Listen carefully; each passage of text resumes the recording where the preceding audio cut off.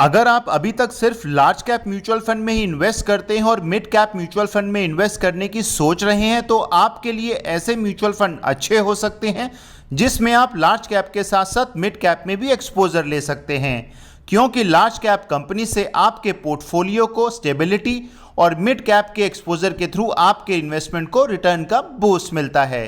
Hello friends, मैं हूं गौरव Garg from investment पे चर्चे और आज हम चर्चा करेंगे मिरई एसेट म्यूचुअल फंड के Mirae asset emerging blue chip fund के बारे में। दोस्तों, शुरू करने से पहले एक छोटी सी रिक्वेस्ट, अगर आपने हमारे चैनल को अभी तक सब्सक्राइब नहीं किया है तो कर लें और बेल आइकन को हिट कर दें ताकि मार्केट्स के नए नए अपडेट और वेल्थ क्रिएट करने वाले वीडियोस आपको रेगुलरली मिलते रहें।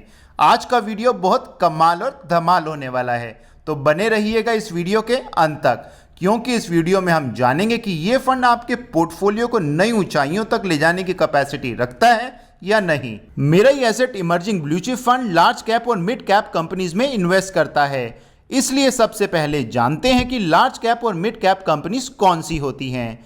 लार्ज कैप कंपनीज में बिजनेस मॉडल स्टेबल होने के कारण कंसिस्टेंसी ज़्यादा होती है और ये कंपनीज अपने अपने सेक्टर में मार्केट लीडर होती हैं। जनरली साइज के हिसाब से पहली 100 कंपनीज लार्ज कैप कंपनीज में शामिल होती हैं। मिड कैप कंपनीज में ग्रोथ करने की अपॉर्चुनिटीज लार्ज कैप कंपनीज के कंपैरिजन में ज़्यादा होती हैं। साइज के हिसाब से 101 से 250 तक की कंपनीज मिड कैप कंपनीज में शामिल होती हैं। चलिए शुरुआत करते हैं Mirae asset emerging blue chip के पोर्टफोलियो को जानने के साथ। ये फंड 35 to 65% तक लार्ज कैप कंपनीज में और 35 to 65% तक ही मिड कैप कंपनीज में इन्वेस्ट कर सकता है। इसी कारण से फंड के पास फ्लेक्सिबिलिटी रहती है। अगर लार्ज कैप में अपॉर्चुनिटीज ज़्यादा बढ़िया होंगी तो फंड मैनेजर लार्ज कैप में 65% तक इन्वेस्ट कर सकता है, और अगर मिड कैप कंपनीज में अपॉर्चुनिटीज ज़्यादा होंगी तो मिड कैप कंपनीज में भी 65% तक इन्वेस्ट कर सकते हैं। इससे आपके पोर्टफोलियो को स्टेबिलिटी के साथ साथ रिटर्न का बूस्ट भी मिल जाता है। चलिए देखते हैं इस फंड ने किस किस सेक्टर में इन्वेस्ट किया हुआ है। इस फंड ने टॉप 5 सेक्टर में लगभग 66% की इन्वेस्टमेंट की हुई है। टॉप 5 सेक्टर में शामिल हैं financials, health care, technology, automobile and energy. सबसे ज्यादा इन्वेस्टमेंट फाइनेंशियल सेक्टर में है जो कि 30% है। उसके बाद हेल्थ केयर और टेक्नोलॉजी में इस फंड की इन्वेस्टमेंट 10% है। ऑटोमोबाइल और एनर्जी में लगभग इस फंड की इन्वेस्टमेंट 8% है। Mirae asset emerging blue chip fund के टॉप 3 होल्डिंग में लार्ज कैप कंपनी शामिल हैं, जो कि आईसीआईसीआई बैंक, एचडीएफसी बैंक और इन्फोसिस हैं। टॉप 10 होल्डिंग्स में वोल्टास और गुजरात गैस पेट्रोनेट जैसी 2 मिड कैप कंपनीज भी शामिल हैं। अगर हम स्टॉक बाय स्टॉक होल्डिंग्स को देखते हैं तो टॉप 10 होल्डिंग्स में केवल 40% पैसा ही इन्वेस्ट हुआ है। इसका मतलब इस फंड में डाइवर्सिफिकेशन का भी ध्यान बहुत बढ़िया तरीके से रखा गया है। इस फंड के फंड मैनेजर हैं अंकित जैन और नीलेश सुराना। इन दोनों ने ही मिरई एसेट मिड कैप और मिरई एसेट टैक्स सेवर जैसे धमाकेदार फंड्स को भी मैनेज किया हुआ है। चलिए अब देखते हैं इस फंड की पास्ट परफॉर्मेंस को। लास्ट 1 ईयर में इस फंड ने अप्रोक्सीमेटली 80% रिटर्न दिया है।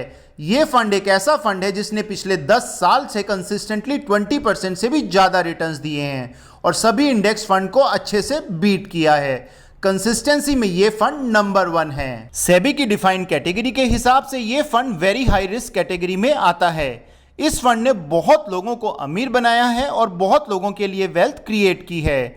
अगर किसी भी इन्वेस्टर ने 10 ईयर्स पहले 10,000 रुपीज की एसआईपी इस फंड में की थी तो उसकी इन्वेस्टमेंट अमाउंट 12 लाख रुपीस हुई और उस 12 लाख रुपीस की वैल्यू आज की डेट में अप्रोक्सीमेटली 46 लाख रुपीस है। दोस्तों, हमारी राय यही रहेगी कि इस फंड को हर पोर्टफोलियो का हिस्सा होना चाहिए।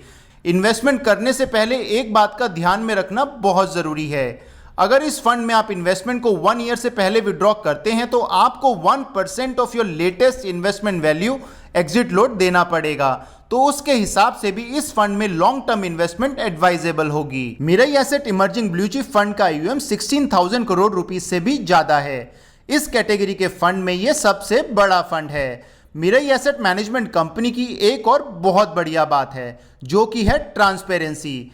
जैसे ही उन्हें लगा कि अब इस फंड का साइज बहुत बड़ा हो गया है, उन्होंने इस फंड में लमसम में फ्रेश इन्वेस्टमेंट को लेना बंद कर दिया है और एसआईपी की मैक्सिमम अमाउंट को भी 2,500 रुपीस पर ही रिस्ट्रिक्ट कर दिया है।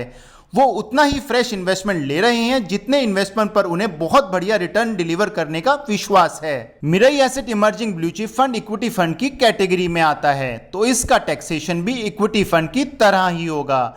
यानी कि अगर आप एक साल से पहले अपनी इन्वेस्टमेंट के कुछ भी अमाउंट को विड्रॉ करते हैं तो आपको short term capital gain tax लगेगा, जो कि आपके प्रॉफिट्स का 15% होगा। यही अगर आप अपनी इन्वेस्टमेंट को 1 ईयर के बाद विड्रॉ करते हैं तो आपको long term capital gain tax लगेगा, जो कि आपके प्रॉफिट्स का 10% होगा। एक बात यहां पर ध्यान रखने वाली है, जो long term capital gain tax है वो केवल 1 लाख रुपीस से ज्यादा वाले प्रॉफिट्स पर ही लगेगा। अब आता है सबसे इंपॉर्टेंट क्वेश्चन, आपको इस फंड में इन्वेस्टमेंट करना चाहिए या नहीं। ये फंड एक इक्विटी फंड है और इक्विटी फंड में रिस्क तो रहता ही है, लेकिन लार्ज कैप कंपनीज की इन्वेस्टमेंट के थ्रू इस म्यूचुअल फंड के रिटर्न्स में कंसिस्टेंसी और स्टेबिलिटी रहने की संभावना ज्यादा है। और मिड कैप कंपनीज की इन्वेस्टमेंट के थ्रू आप रिटर्न्स की एक्सपेक्टेशन भी लॉन्ग टर्म में अच्छी रख सकते हैं। इस फंड में आप तभी इन्वेस्टमेंट करें अगर आपका इन्वेस्टमेंट होराइजन 5 ईयर या उससे ज्यादा है। Overall we give thumbs up to this fund. Friends, अगर आपको हमारा आज का वीडियो पसंद आया है तो प्लीज फ्रेंड्स और फैमिली के साथ जरूर शेयर करें और कमेंट और लाइक करना मत भूलिएगा। जल्दी हाजिर होंगे नई वीडियो के साथ आपके लिए। Thank you.